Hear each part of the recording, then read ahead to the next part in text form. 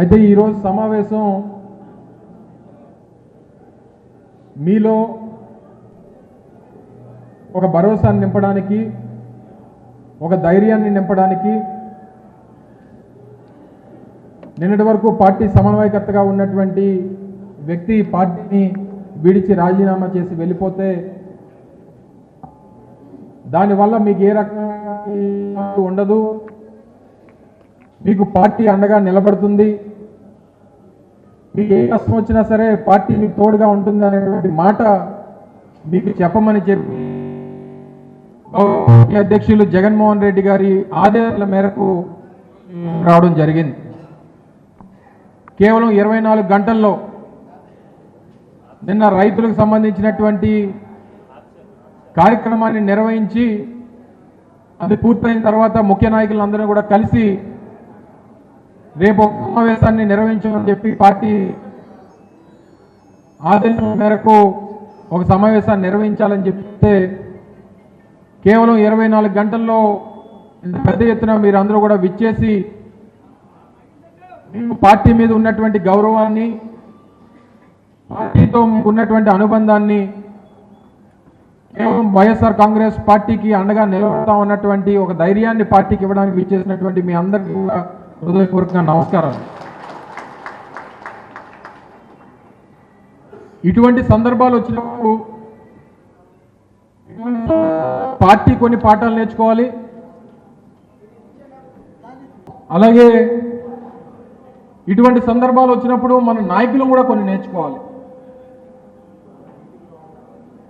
ఇందాక పెద్దలు ధర్మశ్రీ గారు మాట్లాడుతూ మీరు కొట్టినా, మీరు తిట్టినా, మీరు వద్దు పొమ్మన్నా మాకు నాయకత్వం చేయాలనేటువంటి ఈ తపన, సేవ చేయాలనేటువంటి ఈ ఆలోచన తప్ప మాకు వేరేటి ఉండదు. ఎవరికన్నా ఏదైనా ఆపద వస్తేనో కష్టం వస్తేనో ఆదుకోవాలన్నటువంటి తాపత్రయం తప్పితే మరొకటి ఉండదు. వెళ్ళిపోయినటువంటి వ్యక్తి గురించి ఎంత తక్కువ మాట్లాడుకుంటే అంత మంచిది. ఎందుకంటే నిన్న కూడా వారు మాట్లాడిన తర్వాత వాస్తవానికి వారికి వ్యక్తిగతమైనటువంటి కారణాలు, ఇతర వ్యాపారాలకు సంబంధించినటువంటి లావాదేవీలు ఏమైనా ఉంటే తప్పులేదు. కానీ అవి మాట్లాడుతూ మన నాయకుడిని, పార్టీని విమర్శించి వెళ్ళడం అనేటువంటి సమంజసం కాదనేటువంటిది నా అభిప్రాయం. ఎందుకంటే వారు ఈ పార్టీలో ఉండేది 5 సంవత్సరాలు 8 మాసాలు, అంతే కదా? 5 సంవత్సరాలు 8 మాసాలు, 5 సంవత్సరాలు 8 మాసాల్లో 5 సంవత్సరాలు అధికారం, గడిచినటువంటి 6 నెలలు సైలెన్స్. మిమ్మల్ని వారు ఏదైనా కార్యక్రమాలు పెట్టడం కానీ, వారు ఏదైనా బాధ్యత తీసుకోవడం కానీ, లేదా వారు కష్టపడడం కానీ 6 నెలలు లేదు. మీకు తెలుసు, నాకు తెలుసు, అందరికీ తెలిసినటువంటి విషయం. దానికి ముందు 2 నెలలు ఎలక్షను.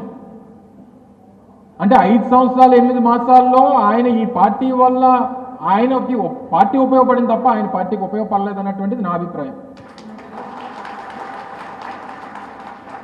ఈ పరిస్థితుల్లో మనం తెలుసుకోవాల్సింది ఏంటంటే, వ్యాపారస్తులు రాజకీయాల్లోకి రావడం వల్ల కార్యకర్తలు, పార్టీ నాయకులు ఎంత నష్టపోతాం అనేటువంటి దానికి నిన్న జరిగినటువంటి సంఘటన ఒక నిదర్శనం అనేటువంటి విషయాన్ని సందర్భంగా తెలియజేస్తాను. వ్యాపారాల కోసం రాజకీయాల్లోకి వచ్చేటువంటి వ్యక్తులు వారికి ఎంతకంత గొప్ప ఆలోచనలు ఉంటాయని అనుకోవడం మన అమాయకత్వం. వారికి ఉండొచ్చు, ఇబ్బందులు ఉండొచ్చు, కష్టం ఉండొచ్చు. కానీ 4 సార్లు 4 ఎన్నికలు పోటీ చేశారు, 3 సార్లు 3 అధికార పార్టీల్లో ఉన్నారు. ప్రతిపక్షం అనేటువంటిది కూడా ఎలా ఉంటుంది జీవితంలో చూడాలి కదా. ఇందాక ధర్మశ్రీ గారు చెప్పినట్టు 4 సార్లు పోటీ చేస్తే 3 సార్లు ఓడిపోయారు, 1 సారి గెలిచారు. అందుకని మాకు ప్రతిపక్షం కష్టంగా లేదు. మాకు నేను 3 సార్లు పోటీ చేశాను, 2 సార్లు ఓడిపోయాను, ఇప్పుడు మళ్ళీ మనం ప్రతిపక్షంలో ఉన్నాం. అసలు నిజమైనటువంటి నాయకత్వం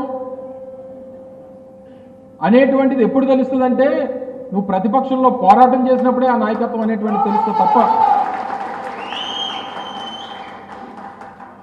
మీరు ఈరోజు అధికారం పోయిన తర్వాత మీరు వెళ్ళిపోతే మీకు ఏం అర్థమైంది? ఇప్పటి వరకు మీతో ఉన్నది కేవలం భయంతోనే ఉన్నారు, నీ దగ్గర అధికారం ఉందని చెప్పి అనేటువంటి విషయాన్ని మీరు గమనించాల్సిందిగా ఈ సందర్భంగా కోరుతా ఉన్నా. మీరు మాట్లాడితే ఏం చెప్పారు? ఇదేమైనా బ్రిటిష్ పరిపాలన? అప్పట్లో బ్రిటిష్ పరిపాలనలో లండన్ నుంచి ఏదైనా చెప్తే అది ఇక్కడ పాటించేవారు, అలాగా అక్కడ తాడేపల్లిలో కూర్చొని చెప్తే ఇక్కడ మేము అన్నీ చెయ్యాలా అనేటువంటి మాట మాట్లాడారు. ఆగస్టు 15, 1947 భారతదేశానికి స్వతంత్రం వస్తే మొన్న డిసెంబర్ 12 భీమిలి నియోజకవర్గానికి వైఎస్ఆర్ కాంగ్రెస్ పార్టీ స్వాతంత్రం వచ్చిందనే విషయాన్ని ఈ సందర్భంగా తెలియజేస్తా ఉన్నా.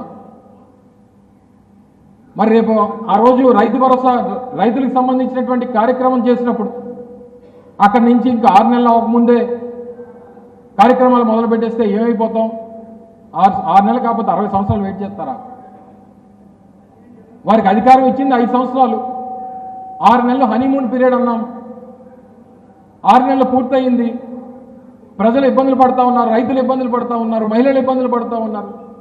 ప్రతిపక్షంగా మనం పాత్ర పోషించకపోతే ఈ రాష్ట్రంలో ప్రజల తరపున మాట్లాడేటువంటి పార్టీ ఏమని చెప్పండి? Bharatiya Janata party, Janasena party, Telugu Desam party అన్ని అధికార పార్టీలే. మరి ప్రతిపక్షంగా ప్రజల పక్షాన మాట్లాడేది ఎవరు మాట్లాడతారు? వైఎస్ఆర్ కాంగ్రెస్ పార్టీ తప్పితే. వాస్తవానికి ఈరోజు గ్రామాల్లోకి ప్రజల్లోకి వెళ్తే పార్టీకి, ఆ కూటమి పార్టీకి ఓటేసినోడు తలదించుకొని వెళ్ళిపోతున్నాడు, ఓటు వేయించుకున్నవాడు కూడా తలదించుకొని వెళ్ళిపోతున్నాడు. ఒక్క కాళ్ళు ఎత్తుకొని తిరిగేటువంటి వాడు ఒక్క వైఎస్ఆర్ కాంగ్రెస్ పార్టీ నాయకుడు మాత్రమే. ఎందుకు ఓటేసిన వాడు ఎందుకు తలదించుకెళ్ళిపోతున్నాడు? అరే జగన్మోహన్ రెడ్డి గారు ఇన్ని కార్యక్రమాలు చేసినా మనం అన్యాయం చేశామని చెప్పి వారు తలదించుకెళ్ళిపోతున్నాడు. అబద్ధాలు చెప్పి ఓటు వేయించుకుని అధికార పార్టీ నాయకులు ఏమి చేయలేకపోతున్నామని వాళ్ళు తలదించుకెళ్ళిపోతున్నారు. మరి అటువంటి పార్టీలోకి వెళ్ళావు లేకపోతే ఇంకోటో చేయడం వల్ల మీరు సాధించేటువంటిది ఏంటి?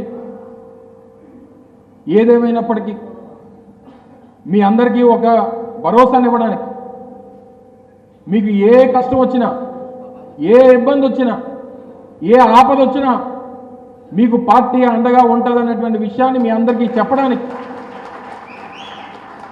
వేదిక మీద ఉన్నటువంటి నాయకత్వమే కాదు, జిల్లాలో ఉన్నటువంటి నాయకత్వం అంతా కూడా మీకు తోడుగా ఉంటుందన్నటువంటి ఒక భరోసాని మీకు ఇవ్వడానికి ఈరోజు ఇక్కడ రావడం జరిగింది. ఇలాగే వచ్చే నెల నుంచి గౌరవ జగన్మోహన్ రెడ్డి గారు పార్టీ సమావేశాలు నిర్వహిస్తారు. నియోజకవర్గ స్థాయిలో సమావేశాలని మీ అందరితో కూడా వారు ముచ్చటించేటువంటి కార్యక్రమం జరుగుతుంది. తప్పకుండా రానటువంటి కాలంలో మరింత పార్టీ బలోపేతం చేసుకునే నిన్న జరిగినటువంటి కార్యక్రమం ఒక ఉదాహరణ. మీరందరూ చూసుంటారు. రాష్ట్ర వ్యాప్తంగా రైతులకు సంబంధించినటువంటి కార్యక్రమానికి పిలుపునిస్తే రాష్ట్ర వ్యాప్తంగా ఏ స్థాయిలో ప్రజలు వచ్చారో అన్ని జిల్లాల్లో అనేటువంటిది మీరు టీవీలో చూసుంటారు. మీరు ఒకసారి నెమరు వేసుకోండి. తెలుగుదేశం పార్టీ 2019లో అధికారం పోయిన తర్వాత మళ్ళీ రోడ్డు ఎక్కడానికి 4 సంవత్సరాలు పట్టింది. 4 సంవత్సరాలు. కానీ ఈరోజు వైఎస్ఆర్ కాంగ్రెస్ పార్టీ ఓడిపోయి 6 నెలలైనా ఇంత పెద్ద ఎత్తున, ఇంత బలమైనటువంటి వైఎస్ఆర్ కాంగ్రెస్ పార్టీ కార్యకర్తలు ఉండడం వల్ల కేవలం 6 నెలల్లోనే ఇంత పెద్ద ఎత్తున రోడ్ల మీదకి వచ్చి ప్రజల కోసం పోరాటం చేసేటువంటి బాధ్యత ఈరోజు కార్యకర్తలు తీసుకుంటా ఉన్నారు.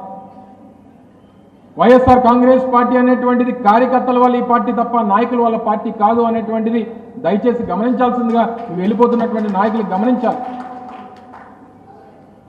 మన బాలినేని శ్రీనివాసరెడ్డి వెళ్ళిపోవచ్చు, ఆళ్ళ నాని వెళ్ళిపోవచ్చు, ఒక గ్రంథి శ్రీనివాస్ వెళ్ళిపోవచ్చు, ఒక అవంతి శ్రీనివాస్ వెళ్ళిపోవచ్చు. కానీ జగన్మోహన్ రెడ్డి గారిని నమ్ముకున్నటువంటి వైఎస్ఆర్ కాంగ్రెస్ పార్టీ కార్యకర్త మాత్రం అలాగే ఉన్నాడు, ఉంటాడు. మళ్ళీ తిరిగి రాష్ట్రంలో వైఎస్ఆర్ కాంగ్రెస్ పార్టీని అధికారంలోకి తీసుకొచ్చేటువంటి దానికి బాధ్యత తీసుకుంటాడు వైఎస్ఆర్ కాంగ్రెస్ పార్టీ కార్యకర్త అనేటువంటి విషయాన్ని ఈ సందర్భంగా తెలియజేస్తా ఉన్నాం. గతంలో ఇబ్బందులు జరిగినాయి. 5 సంవత్సరాల పరిపాలనలో కార్యకర్తలకు ఇబ్బందులు జరిగినాయి. అందులో ఏ రకమైనటువంటి అనుమానం లేదు. దాంతో నేను కూడా ఏకీభవిస్తాను. నేను కూడా జగన్మోహన్ రెడ్డి గారితో అనేక సందర్భాల్లో చెప్పడం జరిగింది. జరిగినటువంటి పొరపాట్లను దిద్దుకునేటువంటి వాడే నాయకుడు. జరిగినటువంటి పొరపాట్లను దిద్దుకొని మళ్ళీ తిరిగి ఆ కార్యకర్తల్లో ఉత్తేజాన్ని నింపేటువంటిది పార్టీ బాధ్యత. ఆ బాధ్యత ఈరోజు మళ్ళీ పార్టీ తీసుకోబోతా ఉంది అనేటువంటి విషయాన్ని కూడా ఈ సందర్భంగా మీకు తెలియజేస్తా ఉన్నాం. మొన్న ఓటమికి అనేక కారణాలు చెప్తారు, కానీ నేను చాలామంది చాలా కారణాలు, కొన్ని దగ్గర రోడ్లు బాగాలేవన్నారు, మద్యం పాలసీ ఇబ్బంది అన్నారు, ఇతర ఎన్ని కారణాలు చెప్పినా నాకు మాత్రం వ్యక్తిగతంగా బలమైనటువంటి కారణం మొన్న జరిగినటువంటి ఎన్నికల్లో మనం ఓటమి పాలు అవడానికి మనం కార్యకర్తలకి సరైనటువంటి గౌరవం ఇవ్వలేకపోయాం అనేటువంటిది ఒకటే. వాలంటీర్ వ్యవస్థ అనేటువంటిది పార్టీకి కార్యకర్తలకి విపరీతమైనటువంటి గ్యాప్ను తీసుకొని వచ్చింది. వాలంటీర్ వ్యవస్థ అనేటువంటిది ప్రజలకు ఉపయోగపడింది తప్ప పార్టీకి ఉపయోగపడలేదు. ఆ గ్యాప్ని మళ్ళీ ఫిల్ చేయాలి. ఎందుకంటే ఈరోజు అమర్నాథ్ వచ్చినా, చంద్రసేన్ గారు వచ్చినా, ధర్మశ్రీ గారు వచ్చినా, ఇంకొకరు వచ్చినా మీకేమైనా చెప్పగలం, కానీ ప్రజలకు చెప్పాలంటే మీరే చెప్పాలి. ప్రజల్ని కన్విన్స్ చేయాలంటే మీరే కన్విన్స్ చేయాలి. ప్రజలతో ఓటేయించాలంటే మీరే ఓటేయించాలి. మరి ఓటేయించాల్సినటువంటి మీరు సంతృప్తిగా లేకపోతే ఎవడు ఓటేస్తాడు మాకు? మరి నాకు 95,000, ఇక్కడ ఉన్న ఆయనకి 92,000, ఈయనకి 45,000 మెజార్టీలు రావడానికి కారణం ఏంటి? మాకు గౌరవం లేనప్పుడు మేమెందుకు అంత కష్టపడాలని చెప్పి అనుకున్నాడు కార్యకర్త. 2009లో రాజశేఖర రెడ్డి గారు మరణిస్తే మళ్ళీ 2019లో జగన్మోహన్ రెడ్డి గారిని ముఖ్యమంత్రి చేయడం కోసం 10 సంవత్సరాలు ఆర్ఎన్ఎస్లో కష్టపడి పనిచేశాం, పార్టీని అధికారంలోకి తీసుకురావడం కోసం.